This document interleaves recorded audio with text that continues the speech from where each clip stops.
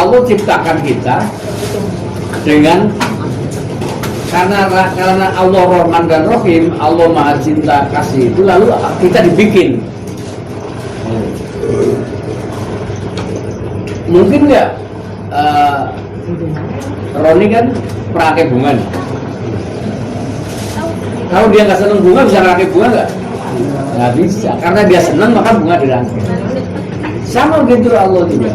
Kita itu tiru Allah. Allah itu karena Allah senang sama kita, lalu kita dibikin. Nah, setelah kita dibikin di dalam perut, lalu Allah mengatakan ini ja'ilun fil ardi khalifah. Saya jadikan manusia wakil saya di. Lalu kita diberi kemuliaan, karomna bani Adam, ya kan? Jadi full kepercayaan kepada kita. Nah, baru setelah kita gede kita suruh percaya sama Allah. Kitanya percayanya belakangan. Padahal udah dikasih duit, udah dikasih bini, udah dikasih ini, udah dikasih ini. Tapi kita percayanya Allah belakangan dan kadang-kadang. Kadang-kadang lebih percaya sama bunga. Ya, karena Allah memberikan potensi ruh, potensi jasad, potensi akal, ya, maka Allah memberikan kita khalifah. Nah, supaya kita tetap ingat kepada Allah, maka Allah bikin saran. Allah itu bikin cara, ya, kesepakatan dengan Nabi Muhammad. Jadi kita nggak usah umat sebelumnya lah, ya. Nabi Muhammad dipanggil sama Allah, suruh jalan dari Masjidil Haram ke Masjidil Aqsa, terus langit satu, langit kedua, langit ketiga, langit ini, ya kan? Langsung diberi caranya komunikasi, biar Allah caranya ketemu Allah. Namanya sholat. Nah, cuma kita ini selama ini menganggap sholat itu hanya sebuah kewajiban, dan sholat itu kita anggap hanya untuk kepentingan akhirat. Itulah makanya kita males. Sholat hanya untuk mencari pahala, itu menjadi males. Pahala nggak kelihatan, ya kan? Sementara duit kelihatan, ayam kelihatan, ATM kelihatan, ya kan? Itu yang bikin kita senang, karena kita itu makhluk dohir, kita senang pada hal yang kelihatan. Coba kalau kamu pikir, kalau kita berpikir bahwa sholat adalah sedang menghadap kepada bos kita namanya Allah, pasti kita semangat. Kita semangat, kita senang kepada sholat. Bunyinya sholat itu Allah, pertama apa? Allahu. Ini artinya nih, pernah gak kamu mikir Allah Akbar itu, Allah yang Maha Besar itu apa sih maksudnya? Apa kita cuma cukup ngaku Allah itu besar? Bayangin aja kalau kita punya Tuhan yang kecil, ya? Kalau kita punya Tuhan kecil, bagaimana mau ngatur kita? Bagaimana mau ngatur alam semesta? Udahlah, Tuhan kita lebih gede, segedenya sama dengan alam semesta. Bagaimana mau ngatur alam semesta?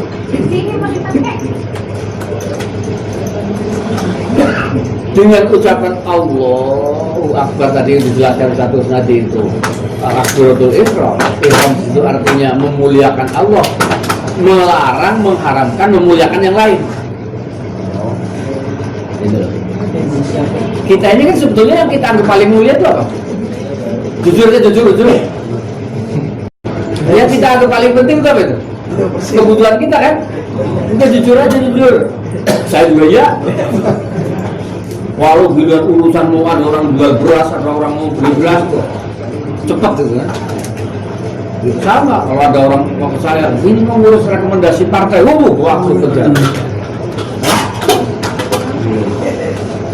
Kita jujur aja. Kita jarang menganggap Allah penting. Asli itu pakai shot. Asli itu jujur aja. Makanya Allah menyatakan diri, Riz, Suroso, Kusnadi, Holis, yang kamu anggap penting itu Itu receh buat saya. Nggak ada artinya buat saya. Kenapa? Karena yang saya berikan ke kamu, bumi ini gede banget. Dan bumi itu isinya apa sih? Banyak. Hah? Bumi isinya apa? Beras. Dijual jadi duit. Ayam dijual jadi duit. Udah. Hah? Apalagi batu dijual jadi duit. Terus pasir dijual jadi duit. Terus apa lagi? Kambing dijual jadi duit. Tai kambing dijual jadi duit. Oke. Ya kan? Jadi di bumi itu isinya duit semua. Kenapa kita pusing nyari duit gitu loh? Iya, kenapa ya? Nggak tahu. Kelebihan kita menjadi khalifah itu oleh Allah dikatakan. Oleh Allah kan? Wa 'allama Adamal asma'a ula. Nabi Adam diberi ilmu. Jadi kalau mau cari duit juga harus tahu ilmunya. Gitu loh. Nah, ilmu itu turun melalui ajaran para ulama. Para ulama naik kepada para rasul, para nabi naik kepada malaikat Jibril, kitab suci kan. Nah, sholat itu komunikasi, bertemu dengan Allah. Sholat itu ini wajah tuh, tidak? Ini wajah tuh, saya menghadap, menemuimu ya. Gitu. Bahasa Jawanya menyembah. Ya. Ini wajah tuh. Nah, bahasa Jawanya nyembah. Kira-kira kalau orang menyembah ketemu apa enggak sama yang disembah? Pasti ketemu kan? Pasti itu. Kalau ada orang sholat sujud tapi hatinya nggak ketemu sama yang sujud, berarti sujud apa nungging itu? Nungging. Nah, ini pengalaman berarti. Nah, ini tahu. Jadi sholat kita tuh lebih sering sujud atau lebih sering nungging sebetulnya? Nungging.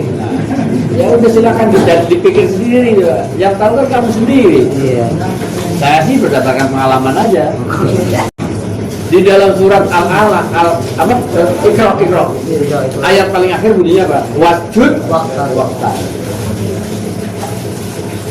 Waqtar itu apa? Tarif itu gitu. Oh, gitu. Baru tahu. Wasjud. Sujud yang menemui Allah itu sujud yang tumanina. Makanya dalam sholat itu disunahkan membaca Subhana Rabbiyal A'la berapa kali? 3. Maksimal 1. 5. Supaya kita sujudnya serius kan. Kembali ke Allahu Akbar. Bisa bayangin ya kalau Allah itu kecil. Terus kita nyembahnya gimana kalau Allah kecil? Lah iya kan? Jadi Allah memberi nama dirinya yang Allahu Akbar itu sudah harus kita renungin kalau kita mau sholat. Iya, saya mau ngadu sama yang paling besar di antara yang terbesar di antara yang besar. Tapi yang besar-besar di alam semesta ini ada lagi yang lebih besar. Nafsu kita. Nah kita ketika takbiratul Allahu Akbar itu yang pertama kita harus persepsi bahwa Allah itu yang paling besar. Yang kedua ciptaan Allah banyak yang besar. Karena Allah Maha Akbar, maka Allah mengatakan Rahman dan Rahim. Maka otomatis cinta dan kasih sayangnya Allah juga sangat besar untuk kita. Kayak gitu. Jangan kita Allahu Akbar, tapi dalam angan, dalam hati kita tidak membayangkan sama sekali betapa besarnya Allah dan betapa besarnya rahmatnya Allah. Ini dalam di mana Allah Akbar? Tinggi. Belum nyampe loh. Ya, rahmat Allah sangat besar untuk kita. Cinta dan kasih sayang Allah kepada kita sangat besar. Oh, sehingga konsekuensinya maghfirahnya Allah juga sangat besar. Makanya kita nggak usah takut. Jadi konsekuensi dari akdarnya Allah, maka Rahman dan Rahimnya Allah juga sangat besar. Maka gandengannya adalah kampunannya Allah juga besar. Nah, ketika sudah kita bisa meraih rahmatnya Allah yang sangat besar dan ampunannya Allah yang sangat besar, maka ridhonya Allah juga akan turun lebih ke atas. Nah, kalau begitu kita mau ngitung dengan amal kita. Yang kecil. Nggak ada apa-apanya loh. Oke, kita jadi tadi Ustaz sudah bercerita bahwa sholat itu adalah zikir qalbu, ya kan, zikir fi'li, ya kan, tapi juga zikir akli. Nah, kalau tiga ini kita tidak bisa, tidak ada dalam satu garis, maka sangat susah untuk khusyuk. Ya, harus satu garis. Nah, dalam rangka membantu itu mengantar kepada kekhusyukan, kita harus tahu maknanya bacaan-bacaan kita di dalam sholat. Saya tanya, Suroso nih, ketua pengurus majelis, sampean lebih bisa menghayati lagu Tarling Cirebonan apa lagu Madura? Cirebonan. Ya Cirebonan kan? Karena lagu Madura kamu nggak tahu artinya kan? Ya, meskipun lagu Cirebonan Brebes kata orang Madura itu lagu kayak orang Klonengan, tapi kata orang Cirebon Brebes itu lagu paling asik karena dia tahu artinya dan bisa menghayati. Gitu. Nah, bagaimana kita bisa menghayati sholat kita khusyuk kalau nggak tahu arti dari bacaan-bacaan di dalam sholat? Ya, Allah Akbar. Jadi ketika Allah Akbar itu benar-benar sampai pada penghayatan kolbu, konsekuensi dari mengakui Allah Akbar, maka ujung yang paling itu adalah kita sujud. Gitu. Nah, kadang-kadang Allahnya serius, ya kan? Allahnya kan serius nih, memperhatikan kita sholat. Kitanya diajak ngomong sama. Kapan Allah ngajak ngomong kita? Saat kita sholat itu Allah ngajak ngomong. Kapan Allah memberikan ilmu? Saat kita sholat itu loh Allah memberikan ilmu kepada kita. Tapi ilmunya Allah dan bahasanya Allah kepada kita bila harfin wala saut. Tidak ada suara dan tidak ada huruf. Masuk langsung ke dalam hati, langsung ke dalam hati. Ini baru Allah Akbar. Jadi kalau kita baru Allah Akbar, ini pesanan rumah contoh ini ada nengok nih Pak Dedi nih. Allahnya mau ngomong sama Dedi, Ded, kamu ketemu Pak Haji Jainal mau dikasih duit, dia nggak jadi lah. Gak denger yang dikasih tahu, gak denger, gak jadi. Dia mikir, Allah mikirin rumah contoh. Cuekin. Dicuekin. Kita sudah inna sholati inni wajjahtu wajhiya lillahi fatoros samawati inna sholati wa nusuki, tapi Allah Akbar rumah contoh belum dikunci. Bagaimana Allah mau bicara dengan kita? Ya? Gitu loh. Makanya jangan ngeluh, saya sholat duha berulang kali, saya sholat tahajud. Kenapa SPP belum kubayar? Ya? Ini masalahnya. Masalahnya itu di kita, masalahnya bukan di Allahnya, masalahnya di kita sendiri. Makanya tadi Ustaz menjelaskan bahwa sholat itu amal yang paling pertama dihitung oleh Allah. Ketika amal sholatnya baik, maka amal yang lain. Sekarang begini, kalau kamu nggak pernah sholat, hampir dipastikan, dan pasti, karena saya udah ngalami, pasti kamu akan nipu orang, kamu akan nyakitin orang, ya kan? Sama bini juga galak, kan gitu. Kalau digalakin bini bagus, nggak apa-apa. Alhamdulillah. Alhamdulillah. Kalau kita istri kita galak sama kita bagus, alhamdulillah. Daripada digalakin istri orang lain, Ribet urusan. ribet urusannya. Ya.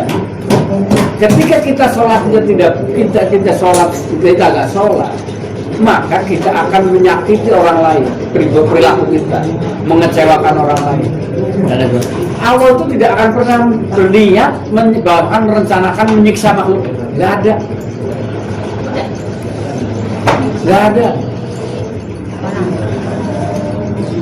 Karena kamu nggak sholat, maka kamu dagangnya nggak jujur, ya kan? Ketika kamu dagangnya nggak jujur, bayar utang nggak dibayar-bayar, yang utangnya nggak dibayar-bayar sakit nggak? Sakit. Nah, balasnya kapan? Balasnya tuh nanti. Jadi kita disiksa oleh Allah karena kita menyakiti orang lain itu nanti di akhirat nuntut. Ya Allah, itu polis itu dulu, ya kan? Utang handphone di tempatnya saya nggak bayar. Hitung. Polis coret itu utangnya segini. Kasih utangnya ke Roni. Handphonenya Roni nggak dibayar. Amal saya pahala saya dikasih ke Roni. Nah, saat di sana saya dibalas oleh Allah. Sakit yang diterima oleh Roni itu dibalaskan ke saya. Itulah makanya akhirnya ada siksa. Jadi siksa itu bukan, jadi azab itu bukan untuk menyiksa, tapi untuk menegakkan keadilan.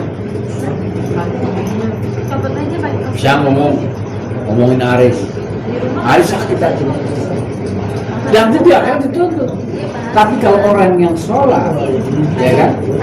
Karena di dalam sholat itu ada bacaan Rabbi firli, ya kan? Istighfar, warhamni, tarhim, terus wadzubni, wadzburni, wadzubni, wahdini, wa'afini, wa'afani. Jadi lunas, gitu. Apa ampuni? Gitu. Aibnya juga ditutupi. Jadi dengan kita sholat 5 waktu sehari itu lunas itu yang kecil-kecil kayak gitu lunas. Gitu. Jangan tapi sholatnya yang itu tadi, gitu. Sholatnya itu tadi. Jadi saat utama sholat sebetulnya kita benar-benar merasa bahwa kita menghadap Allah. Makanya ada ihsan anta'budallaha karena katarahu fa'ilam tahun ta'uruhu fa'innahu. Allah itu pasti melihat yang kita lakukan, begitu. Meskipun kita nggak lihat karena begonya kita kan. Kalau melihat Allah pakai hati, kita melihatnya pakai kacamata riben, ya nggak kelihatan. Nah, kita harus nalar. Kalau bahasa kampusnya itu kita harus menggunakan logika ketika kita. Di samping kita menggunakan. Kalau kita sudah ngomong inna sholati wa nusuki wa mahyaya wa mamati itu lillahi rabbil alamin, ya kita jangan menyimpang. Sholat untuk kita sholatnya untuk ini gue sholat duha nih biar lancar nih bisnis nih. Kalau saya mau ngomong ekstrim gak ada urusannya sholat duha sama bisnis, nggak ada.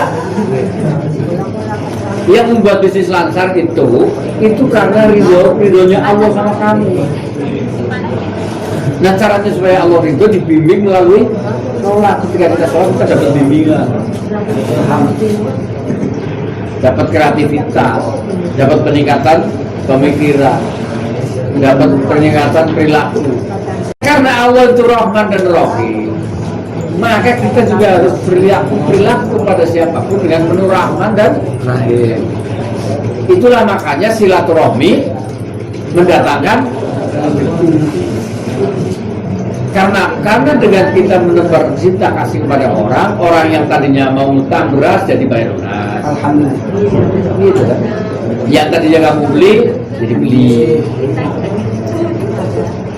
Itu juga soal makhluknya Allah. Ketika kita serius dalam sholat, konsentrasinya full atau yang disebut dengan khusyuk dalam sholat, maka makhluknya Allah itu sejanjinya Allah akan diturunkan saat itu juga. Bahkan sesuatu yang kita tidak minta Allah kasih. Gitu. Kita baru kerentek doang, baru kerentek. Allah udah kasih, cuma ngasihnya sekarang atau tahun depan itu yang itu urusan Allah, terserah dia. Punya dia bukan punya kita. Kasih meninggal. Ya. Jadi mana Allah Akbar itu harus kita hayati yang sangat dalam. Karena kalau tidak, yang harus paling kita kalahkan itu di dalam Allah Akbar adalah hawa nafsu. Dan itu pekerjaan paling sulit. Jadi dari Allah Akbar ke doa iftitah itu konteksnya adalah mengagungkan, ya kan? Dan kemudian kita menyatakan bersumpah kepada Allah bahwa totalitas hidup kita bukan hanya dalam sholat. Kita artinya kan karena itu hanya dalam sholatnya saja, tidak, keseluruhan. Di dalam sholat adalah komunikasi kita verbal, di dalam langkah yang tadi Ustaz zikir itu totalitas. Nah, ini makna dari Allahu Akbar dan doa iftitah. Allahumma muwaffiq ila aqwamit thoriq. Wassalamualaikum warahmatullahi wabarakatuh.